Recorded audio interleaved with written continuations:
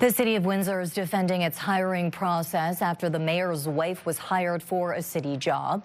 The position drew hundreds of applicants, but it's the successful candidate's connection to Mayor Drew Dilkens that's raising concerns.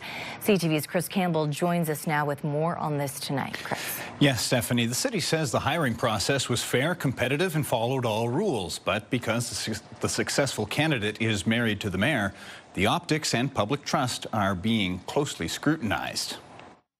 Windsor Mayor Drew Dilkens is defending the city's hiring process after the mayor's wife, Jane Deneau, was named the successful candidate for a newly created role, being hired as a recreation and facilities project manager, a job the city says was posted publicly in early April. This is a lot to do about nothing. 278 people applied. Only 3 external candidates were selected for interviews, and city officials say the top-scoring candidate got the job. That candidate was Mayor Drew Dilkens' wife. She applied to a position that was posted like any other person in the city could apply.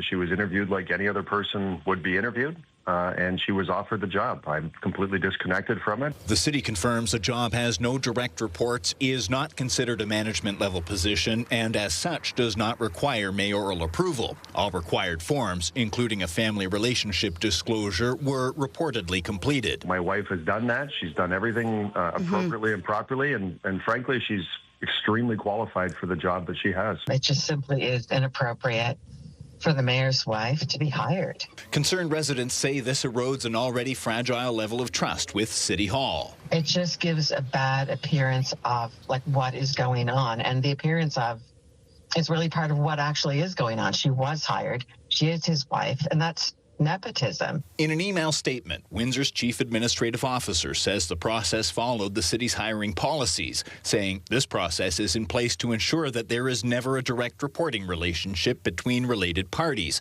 noting if there are additional concerns, they can be directed to the Integrity Commissioner and must be made in accordance with the complaint protocol, which is found on the city's website. I don't think this looks good or smells good for the mayor's office. Employment lawyer Sunira Chowdhury says even when policies are followed, public sector employees must go further to protect transparency and public confidence, suggesting municipalities should avoid conflicts of interests to uphold public trust. More often than not, where a conflict of interest exists, it's a problem that festers. It does not go away, and I don't think this is the last time we're going to hear about this story.